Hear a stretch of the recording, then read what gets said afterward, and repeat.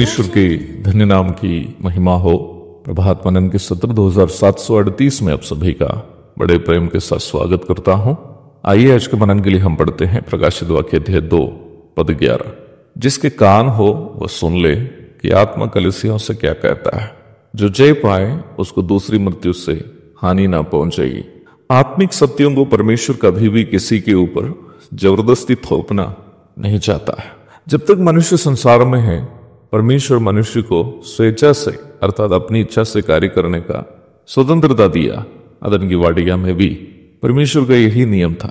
वाटिका में परमेश्वर ने मनुष्य को यह स्वतंत्रता दिया था कि वाटिका के सभी वृक्षों का फल मनुष्य बिना खटके खाए, सिवाय भलाई और बुराई की जानकारी देने के वृक्ष का फल। सच्चाई यह है कि परमेश्वर ने मनुष्य के हाथ पांव को बांध के नहीं रखा था कि वह भलाई और बुराई की जानकारी देने वाला वृक्ष का फल ना खाए। केवल उसको ये जानकारी दी है कि तुम निम्न वृक्ष का फल नहीं खाए, क्योंकि खाने से तुम मृत्यु के अधीन हो जाओगे। खाने और नहीं खाने का निर्णय लेने का अधिकार, यह स्वतंत्रता मनुष्य के ही पास था। मनुष्य उसी वाटिका के जीवन का वृक्ष से खाता जिसे खाने से परमेश्वर उसको मना नहीं किया था। मनुष्य अमर हो जाता। जब मनुष्य अपना स्वतंत्रता का उपयोग परमेश्वर की आज्ञा का उल्लंघन करने के लिए उपयोग किया, वह अमर होने के बजाय मृत्यु के अधीन हो गया। कहने का तात्पर्य यह है कि यद्यपि जीवन का वृक्ष और भलाई और बुराई की जानकारी देने का वृक्ष दोनों परमेश्वर की ही सृष्टि क्यों न हो, दोनों वृक्ष के फल खाने से उत्पन्न परिणाम की जानकारी परमेश्वर मनुष्य को देने के बाद जो भी फल मनुष्य खाता है, तो उससे उत्पन्न परिणाम की पूर्ण जिम्मेदारी मनुष्य को ही है, परमेश्वर की नहीं है। आज पाप के बारे में हो, पवित्रता के बारे में हो, या फिर स्वर्ग नरक पाप क्षमा आदि किसी भी विषय में वचन के द्वारा मनुष्य को जानकारी देने के बाद निम्न विषय पर परमेश्वर का वही निर्णय ही है जो आदि में अदन की वाटिका में भी था।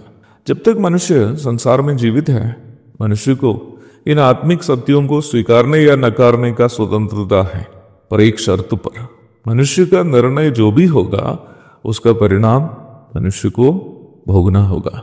कल मुझे कटिहार से लगभग 350 किलोमीटर की दूरी पर एक जगह में मेरे परिचय की एक सियान लड़की से बात करनी थी। मेरे साथ मेरा सहकर्मी भाई सनीश और लड़की से बात करने के लिए जाते समय एक अन्य प्रभु के दास भी शामिल था।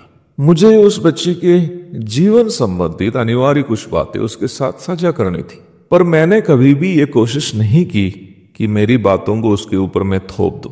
बस इतना ही समझाए कि ये दूध है और ये पानी। निर्णय लेने का स्वतंत्रता उस लड़की के ऊपर ही छोड़ दिया, क्योंकि वो सियान तथा पढ़ी लिखी थी। वास्तव में ये तरीका मेरी नहीं बल्कि स्वयं परमेश्वर की है। मैं वहां से निकलने के पूर्व इतना ही कहा, बेटे जो भी निर्णय तुम लोगी ना, उससे उत्पन्न परिणाम का तुम ही जिम्मेदार होगी। प्रारंभ में पढ़ी गई पद का सरल अर्थ भी बस इतना ही है।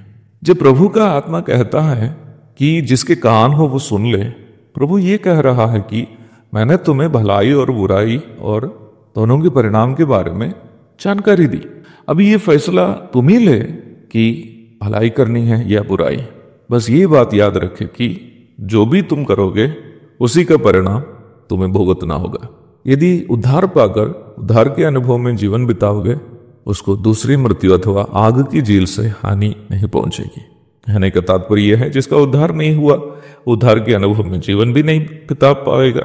यदि उद्धार नहीं पाने से उद्धार का अनुभव में जीवन नहीं बिता पाए, तो अंध वही आग की झील में होगी। प्रकाशित वाक्य 21:8 में जो बताया है। तो मतलब यही है कि निर्णय लेने का स्वतंत्रता हमारे पास है, पर यह भी याद रखे कि उससे उत्पन्न परिणाम की जिम्मेदारी हमारी ही होगी। वचन कहता है, धोखा ना खाना। परमेश्वर को टट्ठों में नहीं उड़ाया जाता। मनुष्य जो बोता है वही काटेगा, भूलिएगा नहीं। एक और शुभ दिन की धन्य कामनाओं के साथ आज का मनन में समाप्त करता हूं। प्रभु आप सबको आशीष दे। आमीन।